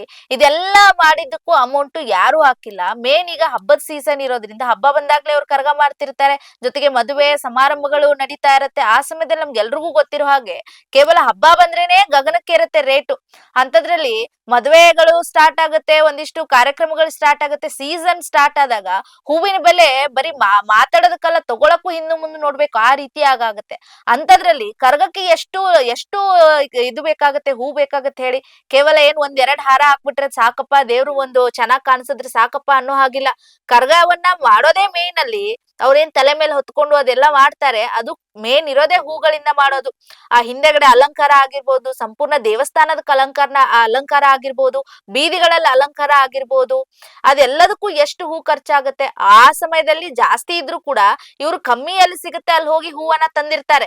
ಆದ್ರೆ ಅದಕ್ಕೂ ಕೂಡ ಸರಿಯಾದ ಬೆಲೆ ಸಿಕ್ಕಿಲ್ಲ, ಅವ್ರಿಗೆ ಎಷ್ಟ್ ಹಾಕ್ಬೇಕಂತ ಗೊತ್ತಾಗಿಲ್ಲ. ಅಧಿಕಾರಿಗಳು ಏನೋ ಒಂದ್ ಹಾಕ್ಬಿಟ್ಟಿದ್ದಾರೆ. ಇದೆಲ್ಲ ಯಾರ್ ಕೇಳ್ತಾರೆ, ಯಾರ್ ಕೊಡ್ಬೇಕು ದುಡ್ಡು? ಇವಾಗ ನಾನು ಮುಂದೆ ನಿಂತ್ಕೊಂಡು ಒಬ್ಬ ಕೆಲಸ ಮಾಡಿಸ್ತಿದೀನಿ ಅಂದ್ರೆ ಆಬ್ವಿಯಸ್ಲಿ ಅಧ್ಯಕ್ಷನೇ ಬಂದು ಕೇಳಿಸ್ತಾರೆ, ಅಧ್ಯಕ್ಷರೇ ನೀವ್ ಹೇಳಿದಕ್ ನಾವ್ ಕೆಲಸ ಮಾಡಿದೀವಿ, ಹಂಗಾಗಿ ನೀವೇ ಕೊಡ್ಬೇಕು, ನೀವೇ ಜವಾಬ್ದಾರರು ಅಂತ ಹೇಳ್ತಾರೆ. ಅದಕ್ಕೆ ಅವ್ರಿಗೆ ಹೊಟ್ಟೆ ಉರಿತಾ ಇದೆ. ಒಂದ್ ಕಡೆ ಚಿನ್ನ ಕಳ್ತನ ಮಾಡ್ತೀರಿ, ನಿಮ್ ಕೈಲೇ ಅಧಿಕಾರ ಇರುತ್ತೆ ಅಂತ ಹೇಳ್ಬಿಟ್ಟು ಮಾಡ್ತಿರೋ, ಅಥವಾ ನಮ್ಮನ್ ಯಾರು ಕೇಳ್ತಾರ ಬಿಡಿ ಅಂತ ಹೇಳ್ಬಿಟ್ಟು ಧೈರ್ಯದಲ್ಲಿ ಮಾಡ್ತಿರೋ ಗೊತ್ತಿಲ್ಲ. ಅದು ಎಷ್ಟು ರಾಜಾರೋಷವಾಗಿ ನೀಟಾಗಿ ಗೊತ್ತಾಗ್ತಾ ಇದೆ. ಹಿಂಗೆ ತಗೊಂಡು ಕುರ್ಚಿ ಮೇಲೆ ಕುತ್ಕೊಂಡು ವಾಪಸ್ ತಗೊಳ್ತೀರಾ. ಅದ್ರ ಒಂದು ಫುಟೇಜ್ ಇದೆ, ನೋಡ್ಕೊಂಡ್ ಬನ್ನಿ. ಬೇಕಂದ್ರ ಸರ್ ಅಲ್ಲಿ ಪ್ಲೇಟಲ್ಲಿ ಐತೆ, ಅದೆಲ್ಲ ತಗೊಳ್ಳಿ. ಉಂಟಿಗೆ ಅಣ್ಣ, ಆ ಬೆಳ್ಳಿ ಎಲ್ಲ ಸುಟ್ಟೋಗ್ಬಿಟ್ಟೈತೆ.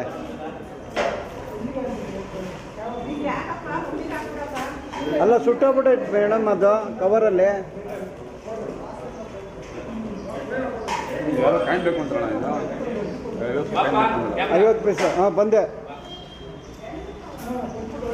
ಹಾಂ ಕಾಯ್ಬೇಕು ಅಂತಲ್ಲ. ಹಾಂ ಅಲ್ಲಿದೆ, ಅವ್ರು ಆಗ್ತಾ ಇದ್ದಾರೆ.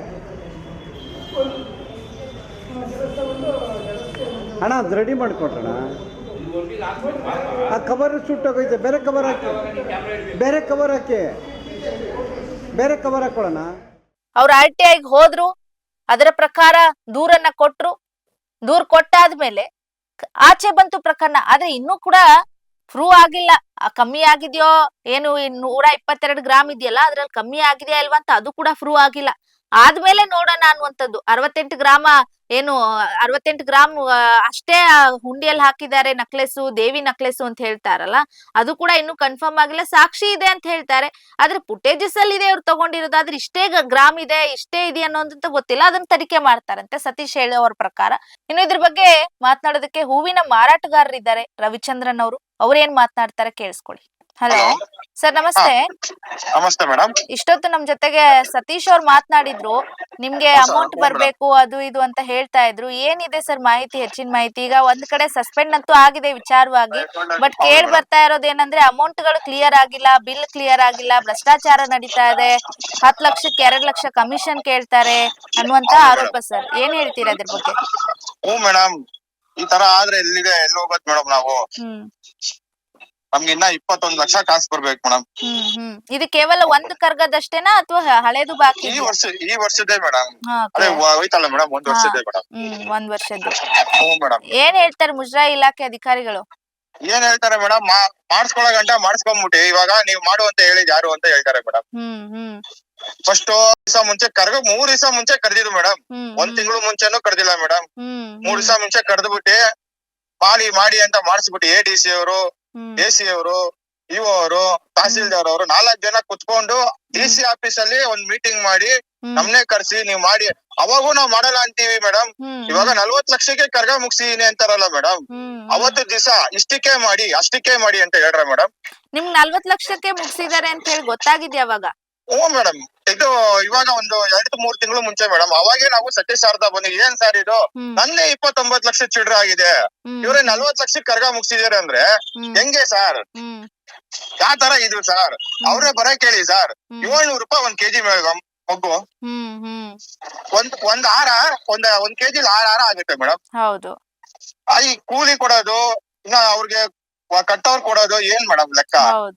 ಇವ್ರು ಹೇಳ್ತಾರೆ ಸುಗುಣ್ ರಾಜ ಹಾಕಿ ಅತಾಕಿ ಅಂತ ಹೇಳ್ತಾರಂತೆ ಮೇಡಮ್. ಬಂದಿ ಏನ್ ಗೊತ್ತಾ ಮೇಡಮ್, ಕೆಲ್ಸಗಾರಂಗೆ ಮಲ್ಗೆ ಹೂವದ್ ಕೆಲ್ಸವ್ರು ಹೂವಾಗತ್ತು, ಗೌರ್ಮೆಂಟ್ ಕೆಲ್ಸ ಗೌರ್ಮೆಂಟ್ ಕೆಲ್ಸ ಗೊತ್ತು ಮೇಡಮ್. ಇವ್ರಿಗೇನ್ ಗೊತ್ತು ಮೇಡಮ್ ನಮ್ ಕೆಲ್ಸದ ಬಗ್ಗೆ? ಇವ್ರು ಹೆಂಗೆ ಮೇಡಮ್ 40 ಲಕ್ಷಕ್ಕೆ ಬಿಲ್ ಹಾಕ್ತಾರೆ? ಅದು ಯಾರು ಟೆಂಡರ್ ಹೆಸರು ಮೇಲೆ ಹಾಕ್ತಾರೆ ಮೇಡಮ್. ಹ್ಮ್ ಯಾರ ರಾಜು ಎಂಟರ್ಪ್ರೈಸಸ್ ಅಂತೆ ನಮ್ಗೆ ಟೆಂಡರ್ ಅಂತ ನಮ್ಗೆ ಹೇಳು ಇಲ್ಲ ಮೇಡಮ್. ನಾವ್ ಟೆಂಡರ್ ಎಲ್ಲ ನಾವ್ ಮಾಡೋದು ಇಲ್ಲ ಅಂತ ಹೇಳಿದೀವಿ ಮೇಡಮ್. ನಮ್ದೆಲ್ಲ ಏನ್ ಮೇಡಮ್ ಸಾಮಾನ್ಯ ಜನತೆ ನಾವು. ನಮ್ದು ಏನ್ ಚೆಕ್ ಕೊಟ್ರೆ ಏನೋ ಅಲ್ಲಿ ಇಲ್ಲಿ ಡ್ರಾ ಮಾಡ್ಕೊಂತೀವಿ ಅಷ್ಟೇ ಮೇಡಮ್. ಏನೋ ಕ್ಯಾಶ್ ಕೊಟ್ರಂತೆ ಅಂತ ಹೇಳಿದ್ರು. ಹ್ಞೂ ಮೇಡಮ್ ಕ್ಯಾಶ್ 8 ಲಕ್ಷ ಕೊಟ್ಟಿದ್ದಾರೆ ಅಷ್ಟೇ ಮೇಡಮ್. ಅದು ಒಂದೂವರೆ ತಿಂಗಳು ಆದ್ಮೇಲೆ ಕತ್ರಗುಪ್ಪೆ ಕರೆದಿ ನನ್ನ ರಾಜು ಎಂಟರ್ಪ್ರೈಸಸ್ ಅವ್ರು 8 ಲಕ್ಷ ಕೊಡ್ತಾರೆ. ಕೊಟ್ಬಿಟ್ಟು ಇದು ಯಾರಿಗೂ ಹೇಳ್ಬೇಡಪ್ಪ ನೀವು ಸಾರ್ ನನಗ್ ಬರ್ಬೇಕಾದ್ರೆ 29 ಲಕ್ಷ ಚಿಲ್ಡ್ರೆ ಸಾರ್ ಇದು ಇಕ್ಕೊಳಪ್ಪ ನೀವು ಮಿಕ್ಕಿದ್ ಕೊಡ್ತಾರೆ ಒಂದೇ ಸರ್. ನೀವೇನಕ್ಕೆ ಕೊಡ್ತಾ ಇದೀರ ಸರ್? ನನ್ನ ಇದ್ರಲ್ಲಿ ಆಗಿರೋದಪ್ಪ. ಹೌದಾ ಅನ್ಬಿಟ್ಟು ನಾನು ಇದಿಸ್ಕೊಂಡು ಬರ್ತೀನಿ ಸರ್. ನಾವ್ ಏನ್ ಮಾಡೋದು ನಾವು ಕಾಸುಗಳು ಕೊಡ್ಬೇಕಲ್ಲ ಅನ್ಬಿಟ್ಟು ಸ್ವಲ್ಪ ಆದ್ರೂ ಬರ್ಲಿ ಅನ್ಬಿಟ್ಟು ಇಸ್ಕೊ ಬರ್ತೀನಿ ಮೇಡಮ್. ಈಗ ಕೇಳಿದಕ್ಕೆ ಏನ್ ಹೇಳ್ತಾರೆ ಅವರು ರಾಜು ಅವರು? ಮೇಡಮ್ ಲಾಸ್ಟ್ ರಾಜು ಅವ್ರ ನಾವ್ ಕೇಳಿಲ್ಲ ಮೇಡಮ್. ಒಂದು ತಿಂಗಳು ಮುಂಚೆ ಹೋದ್ ತಿಂಗಳು 4ನೇ ತಾರೀಕು ಮೇಡಮ್ ಅವ್ರೇ ಕೊಟ್ಟಿದ್ದು ಅವ್ರನ್ನ ಕೇಳ್ಬೇಕು ತಾನೆ ಮತ್ತೆ ನೀವು? ಮೇಡಮ್ ಅವ್ರನ್ನ ಕೇಳಕ್ ಬರಲ್ಲ ನಾವು ಇಲ್ಲಿ DC ಆಫೀಸ್ಗೆ ಹೋಗಿ ಫೈಟ್ ಮಾಡ್ಬೇಕು. ಅಲ್ಲ ಸರ್ ಅಲ್ಲ ಅವ್ರದ್ದು ಟೆಂಡರ್ ಅಂತ ಬಂದಾಗ ಅವ್ರ ಕಡೆಯಿಂದಾನೆ ತಾನೇ ದುಡ್ಡು ಬರ್ಬೇಕು. ಗೊತ್ತಿಲ್ಲಲ್ಲ ಮೇಡಮ್ ಅವ್ರ ಟೆಂಡರ್ ಆಗಿದೆ ಅಂತ ನಮ್ಗೆ ಗೊತ್ತಿಲ್ಲ. ನಮ್ಗ್ ಗೊತ್ತೇ ಇಲ್ಲ ಮೇಡಮ್. ನಮ್ನ ಕರೆದಿ ನಾವ್ ಮಾಡಿರೋದ್ ಮೇಡಮ್. ಅವ್ರು ಯಾರು ಬಿಲ್ ಹಾಕಕ್ ಮೇಡಮ್? ಹೌದು ಅಲ್ಲ ಮೇಡಮ್ ನಾನ್ ಮಾಡಿರೋ ಕೆಲ್ಸಕ್ಕೆ ಅವ್ರ ಬಿಲ್ ಹಾಕ್ತಾರೆ ಏನ್ ಲೆಕ್ಕ ಮೇಡಮ್? ಇದು ಅಧ್ಯಕ್ಷರ ಗಮನಕ್ಕೆ ಬಂದಿದ್ ಯಾವಾಗ? ಅವ್ರಿಗೆ ಗೊತ್ತಾಗ್ಲಿಲ್ವಾ ಅಂತ? ಬಿಲ್ ಇವಾಗ ನೀವು ಕೊಡೋದ ಅಮೌಂಟ್ ಬಿಲ್ ಅವ್ರು ಹಾಕಿ ಅವ್ರದನ್ನ ಇವಾಗ ಕೊಡ್ಬೇಕಲ್ಲ ಅವರು.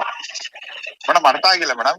ಈಗ ನೀವು ಎಷ್ಟು ಬಿಲ್ ಹಾಕಿದೀರಾ ಅನ್ನೋದನ್ನ ನೀವು ಅಧ್ಯಕ್ಷರಿಗೆ ಕೊಟ್ಟಿರ್ತೀರಾ ಅಲ್ವಾ? ಎಷ್ಟು ಖರ್ಚಾಗಿದೆ ಅನ್ನೋದು ಅಧ್ಯಕ್ಷರಿಗೆ ಕೊಟ್ಟಿದೀವಿ ಮೇಡಮ್. ಅದೇ ನಾವ್ ಖರ್ಚು ಆಗಿರೋದನ್ನು DC ಆಫೀಸ್ಗೆ ಇವ್ರು ಸ್ವತಃ ಬಿಲ್ ಮಾಡ್ಕೊಂಡಿರೋದು ಇದು ಮೇಡಮ್. ಇಷ್ಟ ಆಗಲ್ಲ ನಾವು ಇಷ್ಟ ಕೊಟ್ಟಿಲ್ಲ ಇಷ್ಟ ಮಾಡಿಲ್ಲ ಮೇಡಮ್ ಅಂತ ಫೋಟೋ ಸಮೇತ ಪ್ರೂಫ್ ಐತೆ ಮೇಡಮ್. ನಾನ್ ಫೋಟೋ ಸಮೇತ ಎಲ್ಲ ತೋರಿಸ್ತೀನಿ ಮೇಡಮ್. ನಾನ್ ಮಾಡಿರೋ ವರ್ಕ್ ಮಾಡಿರೋ ತೋರಿಸ್ತೀನಿ ಮೇಡಮ್. ನಾನು ಇಬ್ರತ ತಗೊಂಡಿಲ್ಲ ಮೇಡಮ್. ಹೂವ ಟೋಟಲ್ ಆಗಿ ಒಂದ್ 30-35 ಜನ ಹೂವ ತಗೊಂಡಿರೋದ್ ನಾನು. ಇವತ್ತು ನಾನು ಇನ್ನ ಕಾಸು ಕೊಟ್ಟಿಲ್ಲ ಮೇಡಮ್. ಏನೋ ನಾವು ಆಗಿನ ಕಾಲದಿಂದ ಇದೀವಿ ಅನ್ಬಿಟ್ಟು ಏನೋ ಒಂಚೂರು ಮರ್ಯಾದೆ ಕೊಟ್ಕೊಂಡು ಎಲ್ಲಪ್ಪ ಮೇಡಮ್ ಹಿಂದೆ ಇದ್ರು ಬೈಕೊಂಡೇ ಬೇಕು ಅಂತಾರೆ, ಮುಂದೆ ಯಾರು ಬೈದವ್ರು. ಹೌದು ಖಂಡಿತ ಅಲ್ವಾ ಮೇಡಮ್? ಖಂಡಿತ ಇದೊಂಚೂರು ನ್ಯಾಯ ಕೊಡ್ಸಿ ಮೇಡಮ್. ಖಂಡಿತ ಸರ್, ನಮ್ ಕಡೆಯಿಂದ ಏನು ಪ್ರಶ್ನೆ ಮಾಡ್ಲಿಕ್ಕಾಗತ್ತೆ, ನಾವು ಮಾತನಾಡಕ್ಕಾಗತ್ತೆ, ಖಂಡಿತ ಮಾಡ್ತೀವಿ. ಆಯ್ತು ಸರ್, ನೋಡೋಣ ಮುಂದಿನ ದಿನ ಏನ್ ಮಾಡ್ತಾರೆ ಇವ್ರು ಅಂತ ಹೇಳ್ಬಿಟ್ಟು ನಾವು ಏನ್ ರೆಸ್ಪಾನ್ಸ್ ಕೊಡ್ತಲ್ಲ ಮೇಡಮ್ ಅವರು. ಅವ್ರು DC ಆಫೀಸ್ ಕೇಳಿದಲ್ಲ ಮೇಡಮ್. ಹೋದ್ ತಿಂಗಳು 4ನೇ ತಾರೀಕು ಹೋದ ಮೇಡಮ್. ಹೋಗಿ ನಿಂತ್ಕೊಂಡಿದೀವಿ. DC ಅವ್ರು ಬಂದ್ರು. ADC ಅಲ್ಲ DC ಅವರೇ ಬಂದ್ರು. ಸರ್ ಈ ತರ ಕರ್ಗದ್ ಕಾಸು ಬಂದಿಲ್ಲ ಅಂದ್ರೆ ನೀವ್ ಯಾರು ನನ್ ಕೇಳ್ಬಿಟ್ಟ ನೀವ್ ಮಾಡಿದ್ರಿ ಅಂತಾರೆ ಮೇಡಮ್. ಎಲ್ಲಾ ಅಧಿಕಾರಿಗಳು ಶಾಮೀಲಾಗಿರ್ತಾರಲ್ಲ, ಮತ್ತ ಅವ್ರು ಹಂಗೆ ಹೇಳ್ಬೇಕಲ್ಲ. ಏನ್ ಮೇಡಮ್ ಹಿಂಗ್ ಹೇಳಿದ್ರೆ ನಾವ್ ಎಲ್ಲಿಂದ ಹೋಗೋದ್ ಮೇಡಮ್? ಅದಕ್ಕೆ ನಾವು ಸತ್ಯಸಾರ್ಥ ಬಂದಿ ನಮ್ಗ್ ದುಡ್ಡು ಬೇಕೇ ಬೇಕು ಸರ್. ಈ ತರ ಮಾಡಿದ್ರೆ ಆಗಲ್ಲ ಸರ್. ನಾವ್ ಜೀವ ಕಳ್ಕೊಂತೀವಿ. ನಮ್ ಹೆಂಡತಿ ಮಕ್ಳು ರೋಡಲ್ಲಿ ನಿಲ್ಸ್ಬಿಟ್ಟಿದೀವಿ. ಇಷ್ಟು ದಿನ ಮರ್ಯಾದೆ ಕೊಟ್ಟಿದ್ದಾರೆ. ಮರ್ಯಾದೆ ಹೋದ್ರೆ ನಾವ್ ಇನ್ನ ಮರ್ಯಾದೆಗೋಸ್ಕರನೇ ಬದುಕ್ತಾ ಇರೋದು ಮೇಡಮ್ ನಾವು. ಹೌದು ಖಂಡಿತ. ಇನ್ನ ಮರ್ಯಾದೆ ಹೋದ್ರೆ ಎಲ್ಲಿಂದ ಬದುಕದ್ ಮೇಡಮ್? ನಿಜ ಸರ್. ಇಲ್ಲಿ ಸರ್ ನಿಮ್ ಕಷ್ಟ ನಮ್ಗೆ ಅರ್ಥ ಆಗುತ್ತೆ. ಅದು ಅಧಿಕಾರಿಗಳಿಗೂ ಅರ್ಥ ಆಗ್ಬೇಕು. ನೋಡೋಣ, ಇವಾಗ ಕೋರ್ಟ್ಗೆ ಹೋಗಿದ್ದೀರಲ್ಲ ಮೇಡಮ್. ಅವ್ರ ಏನೋ ಅನ್ಕೋಬಿಟ್ಟವ್ರೆ ಮೇಡಮ್. ಅಲ್ಲ, ಈ ಕೋರ್ಟ್ಗೆ ಹೋಗಿದ್ದೀರಲ್ಲ, ಖಂಡಿತ ನ್ಯಾಯ ಸಿಗುತ್ತೆ ಬಿಡಿ. ಇದ್ರ ಬಗ್ಗೆ ನಾವು ಆದಷ್ಟು ಕಡೆಯಿಂದನೂ ಒಂಚೂರು ನ್ಯಾಯ ಕೊಡ್ಸಿ ಮೇಡಮ್. ಖಂಡಿತ ಸರ್, ಖಂಡಿತ. ಥ್ಯಾಂಕ್ ಯು ಸರ್ ತಮ್ಮೆಲ್ಲ ಮಾಹಿತಿ. ನೋಡಿ, ಅವ್ರು ಖರ್ಚು ಮಾಡಿದ ಎಷ್ಟು ಹೂವಿಗೆ ಕಷ್ಟ ಆಗಿ ಎಷ್ಟು ಕಷ್ಟದಿಂದ 3 ದಿನದಲ್ಲೇ ಹೊಂದಿಸ್ತಾರೆ ಕರಗಕ್ಕೆ ಅಂತಂದ್ರೆ ಅದೇನ್ ಸುಮ್ನೆ ಸಾಮಾನ್ಯ ವಿಚಾರ ಅಲ್ಲ. ಸತತ 1 ತಿಂಗಳಿಂದ 1.5 ತಿಂಗಳಿಂದ ಕರಗಕ್ಕೆ ಪ್ರಿಪರೇಷನ್ ನಡೀತಾ ಇರತ್ತೆ. ಅಂತದ್ರಲ್ಲಿ 3 ದಿನದಲ್ಲಿ ಬಂದ್ಬಿಟ್ಟು ನೀವೆಲ್ಲಾ ಹೂವಿಂದ ನೋಡ್ಕೊಳ್ಳಿ, ಖರ್ಚು ನೋಡ್ಕೊಳ್ಳಿ, ಅಲಂಕಾರ ನೋಡ್ಕೊಳ್ಳಿ ಅಂತ ವಹಿಸ್ತೀರಿ ಅಂದಾಗ ಅದಕ್ಕೆ ಸರಿಯಾದ ರೀತಿಯಲ್ಲಿ ಅವ್ರು ಏನ್ ಬಿಲ್ ಆಗಿರತ್ತೆ ಅದನ್ನ ಕೊಡ್ಬೇಕು ನೀವು. ಅದ್ರಲ್ಲೂ ಕೂಡ ನೀವೆಲ್ಲ ನಿಮ್ಮ ಜೇಬಿಗೆ ತುಂಬಿಸ್ಕೊಂಡು ದೇವಸ್ಥಾನದ ವಿಚಾರದಲ್ಲೂ ಕೂಡ ದುಡ್ಡು ಮಾಡೋದಕ್ ನೋಡ್ತಿರಲ್ರಿ. ಎಷ್ಟು ಭ್ರಷ್ಟಾಚಾರ ನಡೀತಾ ಇದೆ. ಕಣ್ಣೆತ್ತಿದ್ರೆ ಎಲ್ಲದ್ರಲ್ಲೂ ಭ್ರಷ್ಟಾಚಾರ, ಎಲ್ಲದ್ರಲ್ಲೂ ದುಡ್ಡು ಹೊಡಿಯೋದು. ದೇವರ ವಿಚಾರದಲ್ಲೂ ಕೂಡ, ಒಂದು ದೇವರ ಕಾರ್ಯದಲ್ಲೂ ಕೂಡ ದುಡ್ಡು ತಿಂತೀರಾ ಅಂತಂದ್ರೆ ಎಲ್ಲಿಗ್ ಬಂದ್ ನಿಲ್ತಾ ಇದೆ ನಮ್ಮ ಸರ್ಕಾರ, ಹೆಂಗಿದೆ, ಅಧಿಕಾರಿಗಳು ಯಾವ ರೀತಿ ಇದ್ದಾರೆ ಅನ್ನೋದು ನಿಜಕ್ಕೂ ಇವ್ರನ್ನ ನೋಡಿ ಇನ್ನ ನಾಳೆ ದಿನಗಳಲ್ಲಿ ಯುವಜನತೆ ಅದೇನ್ ಮಾಡುತ್ತೆ, ಮುಂದಿನ ದಿನಗಳಲ್ಲಿ ಅದ್ ಹೆಂಗ್ ಕರಗ ಮಾಡ್ಬೇಕು, ನಾಳೆ ಇನ್ನೊಬ್ರು ಹೂ ಏನಾದ್ರು ಬನ್ನಿ ಮಾಡಿ ಅಂತ ಅಂದ್ರೆ ಬರ್ತಾರೇನ್ರಿ? ಈ ತರ ಮಾಡಿದ್ರೆ 25 ಲಕ್ಷ ಅಲ್ಲಿ 8 ಲಕ್ಷ ಅಲ್ಲಿ ನೀವ್ ಕಮಿಷನ್ ಆಸೆಗೆ ಯಾರ್ದೋ ಪಾಪ ಅಲಂಕಾರ ಮಾಡಿದವ್ರು ಯಾರೋ, ಟೆಂಡರ್ದು ಅಮೌಂಟ್ ಬಂದಿದ್ದೋ ಯಾರ್ಗೆ, ಎಷ್ಟು ಭ್ರಷ್ಟಾಚಾರ ಮಾಡ್ತಿದ್ರೆ ಅಂತ ಇಲ್ಲೇ ಗೊತ್ತಾಗುತ್ತೆ. ನೋಡೋಣ, ಸದ್ಯ ಈ ಚರ್ಚೆಗಳು ನ್ಯಾಯಾಲಯದಲ್ಲಿ ಈಗ ಚರ್ಚೆಗಳಾಗ್ತಾ ಇದೆ. ನ್ಯಾಯಾಲಯ ಏನ್ ಇತ್ಯರ್ಥ ಮಾಡುತ್ತೆ ಅದೇ ಕೊನೆಗಾಗುತ್ತೆ. ಈ ತಪ್ಪಿದ್ದವ್ರು ಖಂಡಿತ ಶಿಕ್ಷೆ ಅನುಭವಿಸ್ಲೇಬೇಕು. ಉಪ್ಪು ತಿಂದವನು ನೀರ್ ಕುಡಿಲೇಬೇಕು ಅನ್ನುವಂತ ಗಾದೆ ಮಾತೇ ಇದೆ. ಎಲ್ಲಾ ದಾಖಲಾತಿಗಳು, ಅದಕ್ಕೆ ಸಂಬಂಧಪಟ್ಟಂತಹ ಒಂದಿಷ್ಟು ಕಾನೂನಿನ ಚೌಕಟ್ಟಿನ ದಾಖಲೆಗಳು ಸಿಕ್ಕರೆ ಖಂಡಿತ ನ್ಯಾಯ ಸಿಗುತ್ತೆ. ಇದಿಷ್ಟು ಇವತ್ತಿನ ಪ್ರಮುಖ ಅಪ್ಡೇಟ್ಸ್. ನಿರಂತರ ಸುದ್ದಿಗಾಗಿ ಸದಾ ಗಮನಿಸಿ ಬಿಬಿ ನ್ಯೂಸ್ ಕನ್ನಡ. ಇದು ಕನ್ನಡಿಗರ ಪ್ರತಿಧ್ವನಿ.